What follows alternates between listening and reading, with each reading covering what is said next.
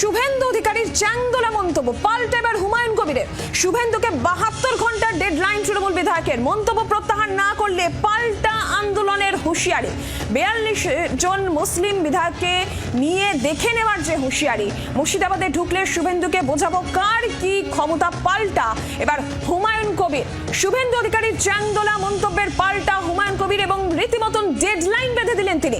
শুভেন্দু অধিকারীকে 72 ঘন্টার ডেডলাইন বেঁধে দিলেন তৃণমূল বিধায়ক এবং তার মধ্যে মন্তব্য প্রত্যাহার করতে হবে। প্রত্যাহার না হলে পাল্টা আন্দোলনের হুঁশিয়ারি।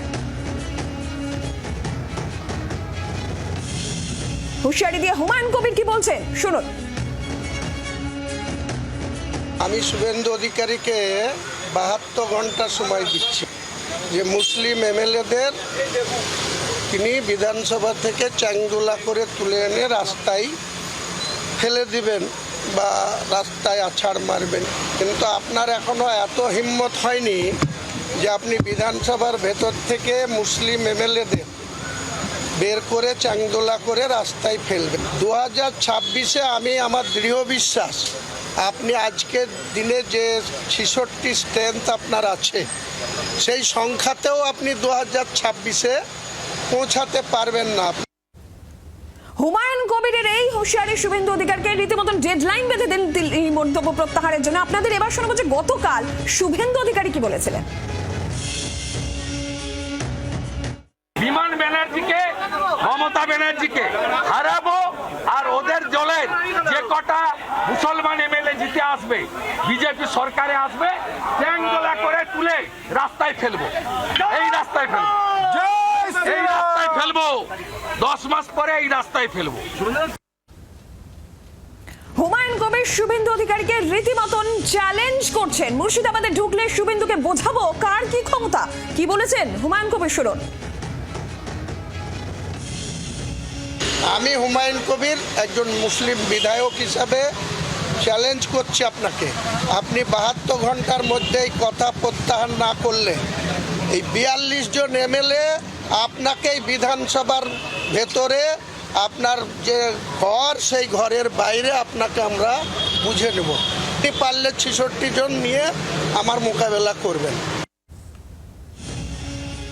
গতকাল শুভেন্দু অধিকারীর হুঁশিয়ারি ছিল তৃণমূলের মুসলিম বিধায়কদের চ্যাংদোলা করে রাস্তায় ফেলবো। গতকাল এই হুঁশিয়ারি যেখানে বিরোধী দলনেতা দিয়েছেন, এবার তারই পাল্টা হুমায়ুন কবির রীতিমতন ডেডলাইন বেঁধে দিচ্ছেন তিনি এবং তিনি বলছেন যে 72 ঘন্টা সময়, তার মধ্যে মন্তব্য যদি প্রত্যাহার না করা হয় তাহলে তিনি যেটা করবেন, মুর্শিদাবাদে কার কি ক্ষমতা আছে তিনি দেখবেন এবং পাল্টা আন্দোলনও করবেন। এই হুঁশিয়ারি দিচ্ছেন তিনি। সিপিএম নেতা সুজন চক্রবর্তী রয়েছেন আমাদের সঙ্গে এই মুহূর্তে টেলিফোন লাইনে। সুজনবাবু, গতকাল শুভেন্দু অধিকারীর হুঁশিয়ারি যে মুসলিম বিধায়ক তৃণমূলে তাদের রীতিমতন চ্যাংদোলা করে তিনি রাস্তায় ফেলবেন, আজকে হুমায়ুন কবিরের পাল্টা হুঁশিয়ারি, মন্তব্য প্রত্যাহার না করলে আন্দোলন করবেন, মুর্শিদাবাদে ঢুকলে কার কি ক্ষমতা শুভেন্দু অধিকারীকে বুঝিয়ে দেবেন। এই যে এই বিষয় কি বলবেন আপনি?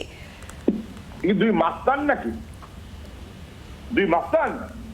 কত বড় হিম্মত হয়েছে শুভেন্দু অধিকারী? আরে সম্প্রদায়ের নাম করে চ্যাংদোলা করে ফেলে দেবো, কত বড় হিম্মত হয়েছে? কার হিম্মতে চলেন?